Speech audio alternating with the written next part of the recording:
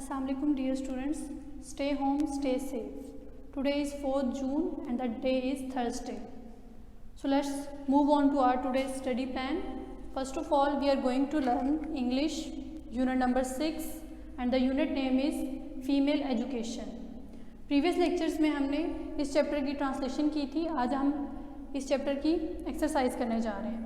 And here is the outline of exercise. First पे है question answers, second word sentences, third MCQs, fourth grammar multi syllable words, fifth है MCQs, six invitation letter and seventh bar graph. इस unit की exercise notes के page number 4 पे given है. Open your notes and page number 4. First पे हमारे पास answer these question. Question number 1, what is the main idea of lesson. इस सबक का मौजू क्या है. The main idea of this lesson is that we should encouraging female education by knowing its faithful effect on the society. इस सबक का अहम मौजू ये है कि हमें औरतों की तालीम की हौसला अफजाई करनी चाहिए, ये जानते हुए कि औरतों की तालीम के माशरे पे कितने साबित कदम और अच्छे असरात हैं. Next question, what is major reason for educating female. औरतों को तालीम दिलाने का अहम मकसद क्या है. आंसर है female education is compulsory for the progress of nation. तालीम निस्वां किसी भी कौम की तरक्की के लिए बहुत ज़रूरी है. A mother is the first teacher of her child so that her child may grow as perfect individual in society. माँ बच्चे की पहली मौलम होती है या माँ की गोद बच्चे की पहली दरसगाह होती है. अगर माँ पढ़ी लिखी होगी तो उसके बच्चे माशरे के एक कामिल फ़र्द की हैसियत से बढ़ेंगे. Question number 3, how can Pakistan be counted as a developed nation of the world. Pakistan दुनिया की तरक्की याफ्ता अक़वाम की सफ़ में कैसे गिना जाएगा. Answer, we should focus female education so that Pakistan can be counted as a developed nation of the world. हमें औरतों की तालीम पर ज़्यादा तवज्जो देनी चाहिए.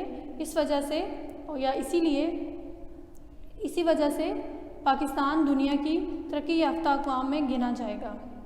Next question, how much of population of Pakistan consist of women. Pakistan की आबादी का तकरीबन कितने फ़ीसद हिस्सा औरतों पर मुश्तमिल है.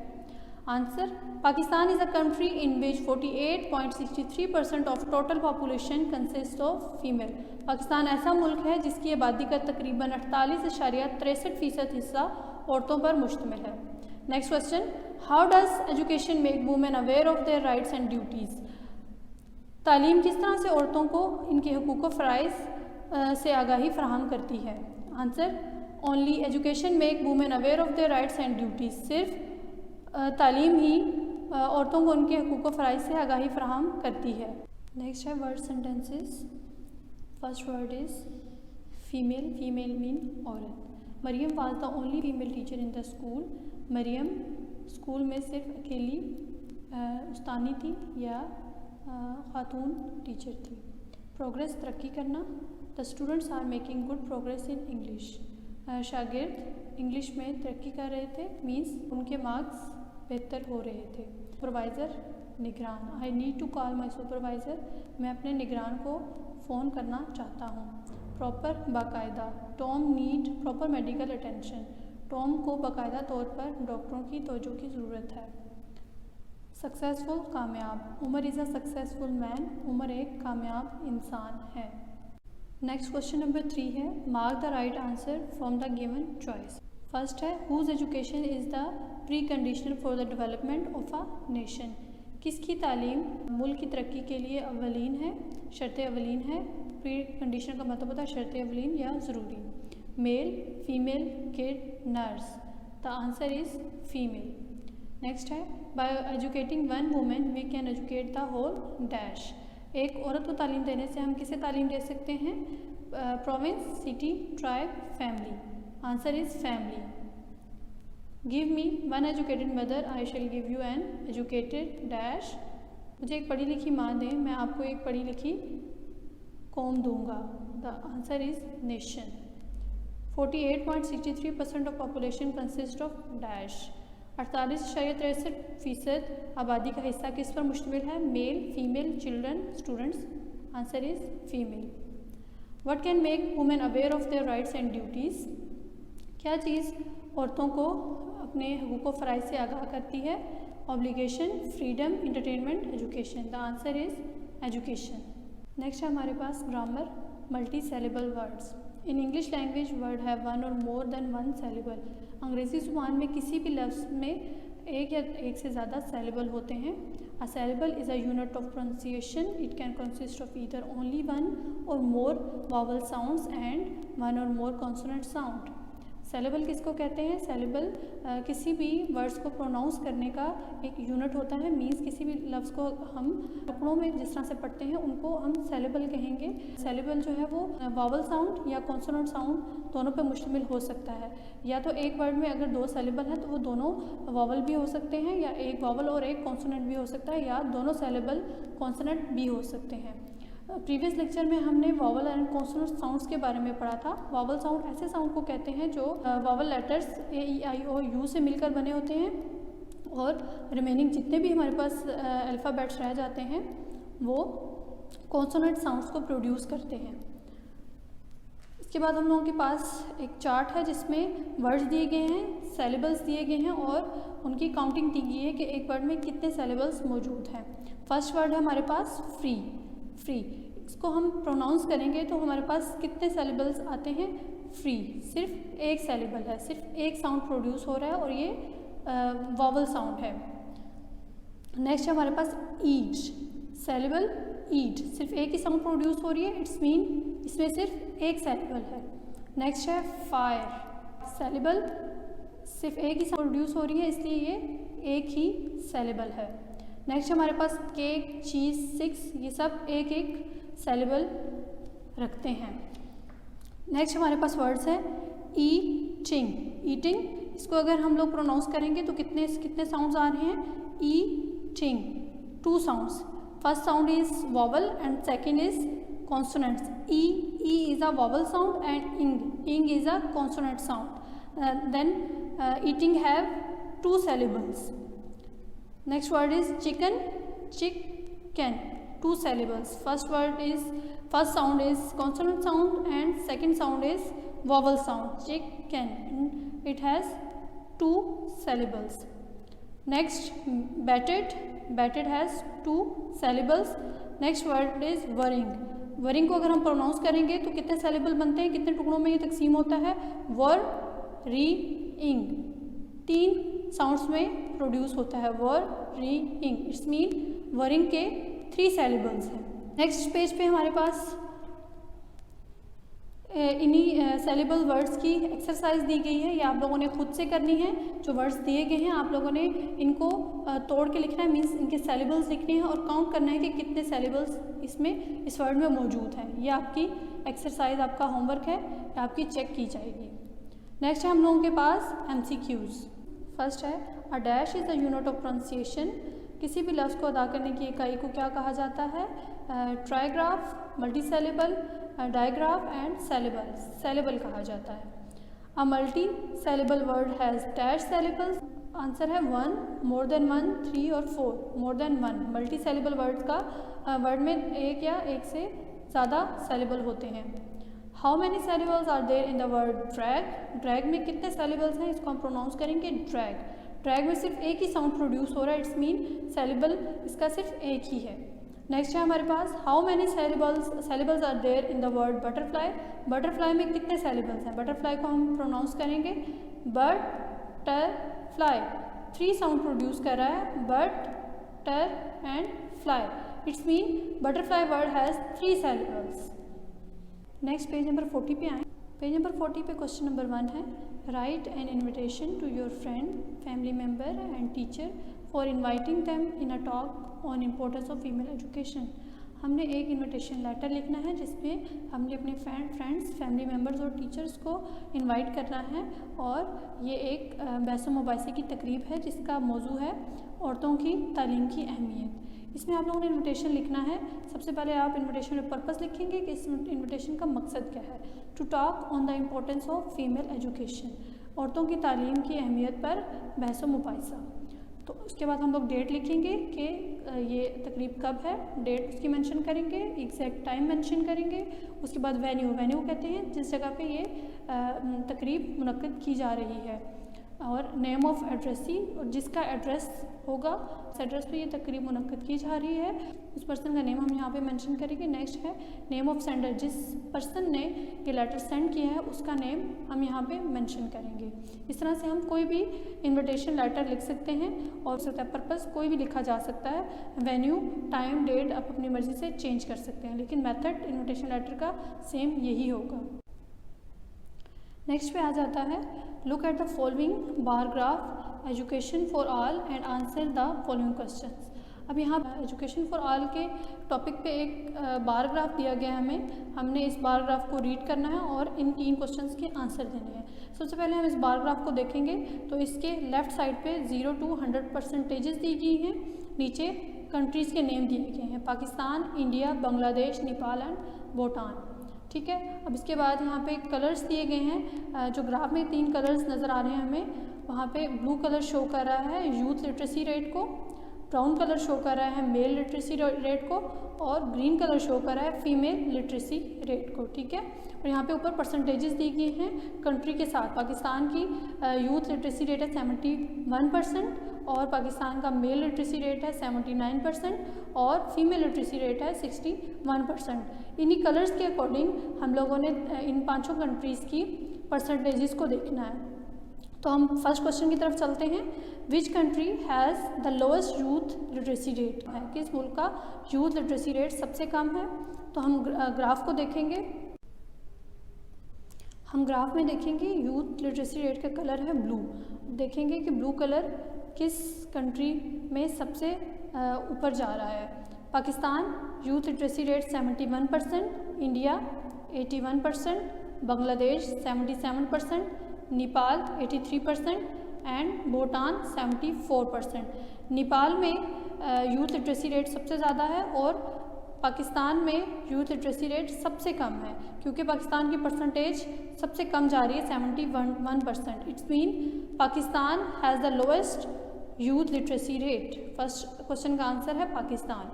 नेक्स्ट क्वेश्चन है हमारे पास, which country has the highest female literacy rate, किस मुल्क का तालीम निस्वां का परसेंटेज सबसे ज़्यादा है। अगेन हम लोग ग्राफ को देखेंगे, और फीमेल लिटरेसी रेट का कलर था हमारे पास ग्रीन कलर। पाकिस्तान का फीमेल लिटरेसी रेट है 61%, इंडिया का है 74%, बांग्लादेश 78%, नेपाल 78%, भूटान 68%।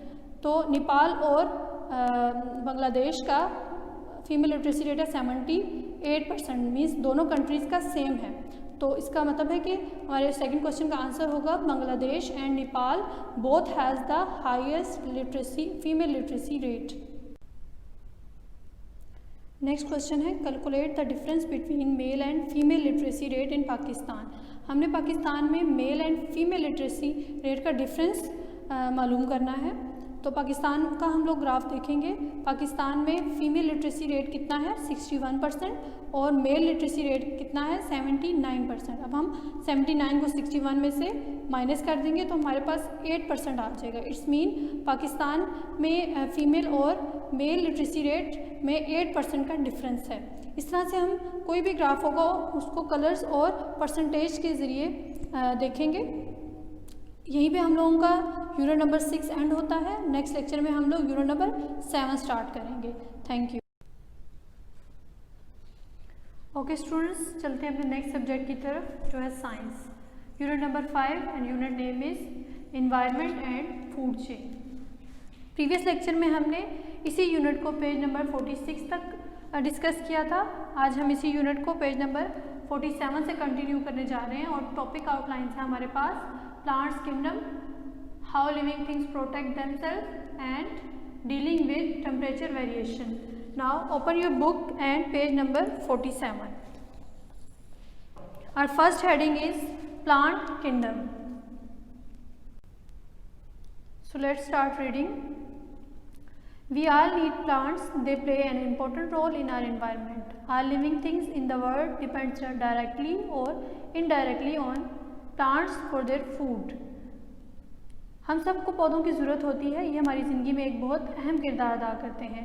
तमाम जानदार चीज़ें बराह रास्त या बिलवास्ता अपनी खुराक के लिए पौधों पर ही इन्हिसार करती हैं। Plants grow in all shapes and size. Scientist have identified over 3,80,000 different species of plant. पौधे हर शक्ल और साइज़ में बढ़ते हैं। साइंसदानों ने 3,80,000 तक पौधों की मुख्तलिफ इक़साम की शिनाख्त की है। Some plants grow in hot, dry deserts where there is little water, and other grow in or near water. All the plants on the earth make up the plant's kingdom. कुछ पौधे बहुत गर्म और खुश्क सहराओं में बढ़ते हैं जहाँ पे पानी बहुत कम होता है, और कुछ पौधे पानी के करीब पैदा होते हैं और बढ़ते हैं। तमाम पौधे मिलकर प्लांट्स किंगडम बनाते हैं।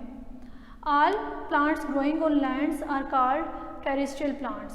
तमाम पौधे जो ज़मीन पर उगते हैं वो ज़मीनी पौधे या टेरेस्ट्रियल प्लांट्स कहलाते हैं। Plants in one place can be quite different from Dooj in another place. एक जगह पर उगने वाले पौधे दूसरी जगह पर उगने वाले पौधों से बिल्कुल मुख्तलिफ हो सकते हैं। This is because each place और इन्वायरमेंट इज़ डिफरेंट, क्योंकि हर जगह और हर माहौल मुख्तलिफ होता है। The climate is not the same anywhere, और आबोहवा हर जगह एक जैसी नहीं होती। It is much warmer along the coast and the sea levels than it is high up in the mountains. The soil is not the same either. मट्टी हर जगह पर एक जैसी नहीं होती, चाहे गर्म जगहों पर जाएं, दरिया के किनारों पर, समंदरों के किनारों पर या पहाड़ों पर। Plants which grows in the water are called aquatic plants. जो पौधे पानी में उगते हैं उन्हें एक्वेटिक प्लांट्स या आबी पौधे कहा जाता है। Aquatic plants are important for animal life, insects and bird feed on them. आबी पौधे जानवरों के लिए बहुत ज़रूरी होते हैं, हशरात और परिंदे इन्हीं से खुराक हासिल करते हैं। They provide a resting place and shelter for thousand of tiny creatures which live under water and on the surface.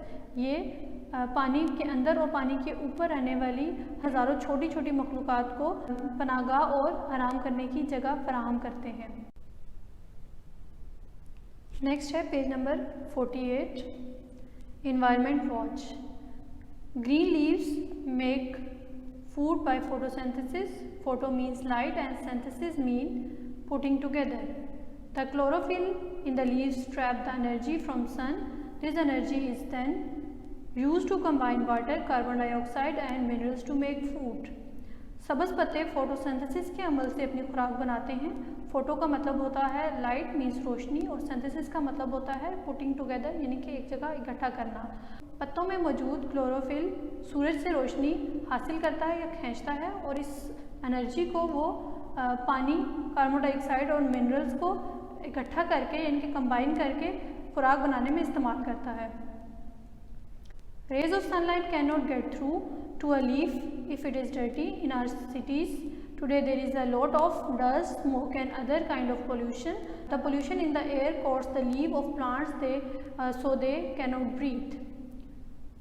This is bad news for plants and bad news for us too. Healthy plants produce the oxygen that our bodies need. Keep your environment clean. If you wash the leaves of a dirty plant, you will help it to grow strong and healthy. सूरज की रोशनी ऐसे पत्तों पर नहीं पड़ती जिसके ऊपर मिट्टी मौजूद होती है या डस्ट मौजूद होती है। हमारे शहरों में बहुत ज़्यादा गर्दो गुबार, धुआं और दूसरी किस्म की पोल्यूशन मौजूद है। ये तमाम किस्म की पोल्यूशन पौधों के ऊपर एक लेयर जमा देती हैं, जिसकी वजह से पौधे या पत्ते सांस नहीं ले सकते। ये हम लोगों के लिए बहुत बुरी खबर है और पौधों के लिए भी बहुत बुरी खबर है, क्योंकि एक सेहतमंद पौधा ऑक्सीजन फराहम करता है जो हमारे जिस्म के लिए बहुत ज़रूरी है। अपने माहौल को साफ़ रखें और ऐसे पौधे जिनके ऊपर मिट्टी जमी हो, गर्दो गुबार जमी हो, उन्हें धो दें। इस तरह से वो अच्छी तरह से फल फूल सकेंगे। नेक्स्ट है Aristotle. Aristotle was a great Greek thinker and scientist. Aristotle means अरस्तु। अरस्तु एक बहुत बड़ा यूनानी मुफक्किर और साइंसदान था। Aristotle wrote about many subjects, physics, poetry, biology, zoology and many others. He was a student of another great thinker, Plato. अरस्तु ने बहुत से मज़ामीन के मुतालिक लिखा, मिसाल के तौर पर फ़िज़िक्स, शायरी, बायोलॉजी, ज़ोयालॉजी और दीगर मज़ामीन। वो एक और बहुत बड़े मुफक्किर प्लाटो का स्टूडेंट था, शागिर्द था। Aristotle was the first to introduce the idea that nature is composed of things that change and that study such changes can provide useful knowledge. He was teacher of Alexander the Great. अरस्तू ने ये नज़रिया पेश किया कि कायनात तरतीब शुदा चीज़ों से मिलकर बनी है, ऐसी चीज़ें जो तब्दील होती जाती हैं। इनकी तब्दीलियों से मुताल्लिक़ पढ़ना बहुत फ़ायदेमंद है और ये अलेक्जेंडर का उस्ताद भी था। नेक्स्ट हेडिंग है how living things protect themselves. जानदार अशिया किस तरह से अपनी हिफाजत करती हैं। Animals protect themselves to survive. जानवर जिंदा रहने के लिए अपनी हिफाजत करते हैं। सम मूव फास्ट, कुछ बहुत तेज़ चलते हैं। They have strong legs and can run away from their enemies. उनकी टांगें मजबूत होती हैं और अपने दुश्मनों से दूर भागते हैं। सम आर ह्यूज, कुछ बहुत बड़े होते हैं। They do not have many enemies apart from man. उनके साइज़ की वजह से उनके बहुत ज़्यादा दुश्मन नहीं होते सिवाय इंसान के। सम हाइड, कुछ छुप जाते हैं। Animal like the zebra, many type of fish, insects and parakeet can hide because of their colour. कुछ छुप जाते हैं जैसा कि जेब्रा, मुख्तलिफ इक़साम की मछलियाँ, हशरात और पैराकीट एक तोतेनुमा परिंदे को कहा जाता है, आसानी से छुप जाते हैं अपने रंगों की वजह से। For example an arctic fox is white. मिसाल के तौर पर एक शुमाली लोमड़ी सफ़ेद होती है। It can not be seen easily against the snow. वो बर्फ़ में बहुत आसानी से देखी नहीं जा सकती और अपने रंग की वजह से दुश्मनों से छुप सकती है। Plants protect themselves too. पौधे भी अपने आप को महफूज करते हैं। Some grow spikes and thorn, कुछ अपने साथ कांटे और कील उगा लेते हैं। अदर हैव बिटर लीव्स और पॉइजनस बेरीज। बाकियों के पत्ते जहरीले होते हैं या उनके पत्ते कड़वे होते हैं और उनका फल जहरीला होता है। नेक्स्ट है page number 49, discuss and answer. Think of some more examples of how plants and animals protect themselves, talk about them. ऐसे जानवर और पौधे जो अपने आप को महफूज रखते हैं उनकी कुछ मिसालों के मुताल्लिक सोचें। Next heading dealing with temperature variation. मुख्तलिफ अनवा के दर्जा हरारत को बर्दाश्त करना या उसके साथ बर्ताव करना। Cold blooded animals take the temperature of their surrounding. Cold blooded animal अपने इर्द गिर्द से दर्जा हरारत लेते हैं। कोल्ड ब्लडेड एनिमल ऐसे जानवरों को कहते हैं जो अपने इर्द गिर्द के दर्जा हरारत पर इन्हिसार करते हैं। They are hot when their environment is hot. वो गर्म होते हैं जब इनका माहौल गर्म होता है। And cold when their environment is cold. और ठंडे होते हैं जब इनका माहौल ठंडा होता है। Snakes, lizards, crocodile and frogs are cold blooded animals. सांप, छिपकलियाँ, कछुए और मेंढकें कोल्ड ब्लडेड एनिमल्स हैं। Their bodies temperature change with the outside temperature. उनके जिस्म का दर्जा हरारत बाहर के दर्जा हरारत के साथ तब्दील होता है। When it is very cold and there is no food around during the winter month, जब बहुत ज़्यादा सर्दी होती है और सर्दियों के मौसम में कहीं खुराक नहीं होती, these animals go to sleep। ये जानवर सो जाते हैं। This winter sleep is known as hibernation। और ये सर्दियों का, इन जानवरों का ये सर्दियों का सोना hibernation कहलाता है। Warm blooded animals maintain constant body temperature. Warm blooded animals जो है एक जैसा दर्जा हरारत रखते हैं। This means they do not depend upon the temperature of their environment. इसका मतलब यह है कि वो अपने इर्द गिर्द के माहौल के दर्जा हरारत पर इन्हिसार नहीं करते। Humans, mammals and birds are warm blooded animals. इंसान, बच्चे देने वाले जानवर और परिंदे वार्म ब्लडेड एनिमल्स हैं। Many animals migrate. कुछ जानवर हिजरत कर जाते हैं। They move away from their houses in the winter in search of food and warmth. वो खुराक और हरारत की तलाश में अपने घरों को छोड़ देते हैं। Many birds fly over the Himalayas into our country. हमारे मुल्क में बहुत से परिंदे हिमालय से उड़ जाते हैं। They sometime fly more than 5000 kilometres. वो बाज़-औक़ात 5000 किलोमीटर तक उड़ते हैं। आज का हमारा लेक्चर पेज नंबर 49 तक ही था। नेक्स्ट लेक्चर में हम नेक्स्ट पेज को डिस्कस करेंगे। Thank you. Assalamu alaikum dear student. Today is 4 June and the day is Thursday, class 4, lecture of study. Today's your diary is chapter number 5, book reading from page number 39 to and 40. यानी कि आपने 39 और page 40 की आज book reading करनी है social studies की।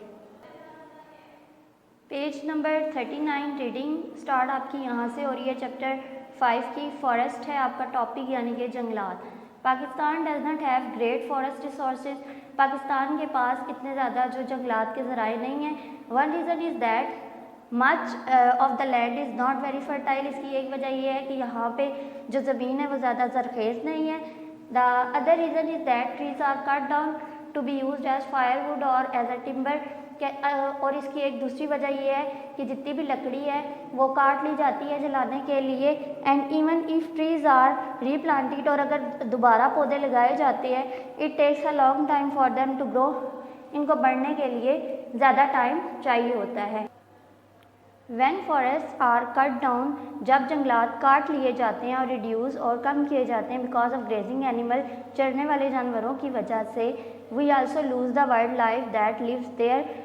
हम इसी तरह से जंगली ज़िंदगी वहाँ पे खो देते हैं जो कि रह रहे होते हैं। Cutting down large areas of forest can also have an impact on the climate. बड़े पैमाने पर जंगलात के काटने से जो मौसम पे है वो भी असरअंदाज होता है, मौसम पे भी या माहौल पे भी। In some parts of the country there are thick forests with trees of many kind। मुल्क के बहुत से हिस्सों में जो है बहुत से घने जंगलात हैं और उनकी भी बहुत सी इकसाम है। In other parts there are few trees, और दूसरे हिस्सों में बहुत कम जो है ट्रीज़ है। अब हम मूव करेंगे अपने नेक्स्ट पेज की तरफ। नेक्स्ट आपका पेज नंबर 40 है। पेज नंबर 40 पे आपका टॉपिक है alpine forest. The forest grow in snowy condition similar to those in the Alps, a mountain range in Europe. कहते हैं यहाँ पे जो जंगलात है वो बर्फानी कंडीशन में जो है बढ़ते हैं, जैसा कि एक माउंटेन पहाड़ी सिलसिला यूरोप में है। Due to very cold climate above a height of 4000 metre, tree do not grow properly. क्योंकि इसकी हाइट बहुत ऊंची है 4000 मीटर्स तक, तो यहाँ पे दरख्त जो है वो मुकम्मल तौर पर बढ़ नहीं सकते। Some drag trees of silver fir, juniper and birch grow here. बहुत से जो है बर्फानी दरख्त जो है यहाँ पे जुनिपर एंड बिर्च बढ़ते हैं या यहाँ नशोनुमा पाते हैं। Alpine forest are found on the mountains of Gilgit Baltistan and in limited area in Chitral. यहाँ पे जो दरख्त हैं अल्पाइन के वो पहाड़ी सिलसिला गिलगित बल्तिस्तान में बहुत महदूद या लिमिटेड तादाद में पाए जाते हैं। इन चित्राल, देर स्वात एंड गिलगित, देर स्वात और गिलगित में ये दरख्त पाए जाते हैं। नेक्स्ट आपका टॉपिक है कॉनिफरस फॉरेस्ट। कॉनिफर फॉरेस्ट आप कहाँ पाए जाते हैं? These forest are found in the lower parts of mountain of north. ये जो है शुमाली तरफ, शुमाल जो हिस्सा है पहाड़ी सिलसिला उस साइड पे पाए जाते हैं। फॉर एग्जांपल अबव मरी एंड नथिया गली, मरी और नथिया गली से ऊपर करके, and in parts of hills of Balochistan, और ये जो बलोचिस्तान के कुछ पहाड़ी सिलसिले हैं उनमें पाए जाते हैं। In these forest there are fir spruce, deodar and kail trees. इनमें स्पार्स, देवदार और केल ट्रीज पाए जाते हैं। There are also number of broad leaf trees such as the oak of maple, willow, beech, chestnut, poplar, walnut and juniper. इनमें जो दरख्त पाए जाते हैं उनकी एक साम लिखी हुई हैं। The wood from trees these trees is very valuable. इन दरख्तों की जो लकड़ी है वो बहुत ही ज़्यादा कदर कीमत वाली है। Balochistan has one of the largest and oldest Juniper forest in the world. Balochistan के पास जो जूनिपर का जंगल है वो दुनिया में सबसे जाना माना पहचाना जाता है। नियर ज़ियारत के पास some trees are believe to be 5000 years old. यहाँ पे कुछ ऐसे भी दरख्त हैं जो 500 साल पुराने हैं। These forest are protected heritage site. ये जो जंगलात है इसने बहुत से हमारा जो विरासत में मिला हुआ हिस्सा महफूज किया हुआ है। नेक्स्ट है आपका ड्राई फॉरेस्ट। ड्राई फॉरेस्ट यानी खुश्क जंगलात। These forest are found in the Potohar plateau region around Jhelum. ये जो जंगलात है ये पोटोहार सतह मुर्तफ़ा के साथ जेलम के नज़दीक वाक़ है। रावलपिंडी, अटक, मानसेरा, एबटाबाद, कोहाटन, Peshawar and in the Sulaiman range in Balochistan. और ये रावलपिंडी, मानसेरा और सुलेमान रेंज इन बलूचिस्तान के साथ साथ है। These forest have evergreen trees such as the फूला एंड को। इसके जो सरसब्ज दरख्त हैं फूला एंड को है। Some chestnut, juniper, walnut and oak trees are also found है। कुछ जो हैं चेस्टनट, जूनिपर, वॉलनट, अखरोट, ओक्स वगैरह के दरख्त भी यहाँ पे पाए जाते हैं। ये आपकी 4 जून की डायरी थी जो कि चैप्टर नंबर 5 की पेज 39 एंड 40 की रीडिंग थी। ये आप लोगों ने करनी है घर पे।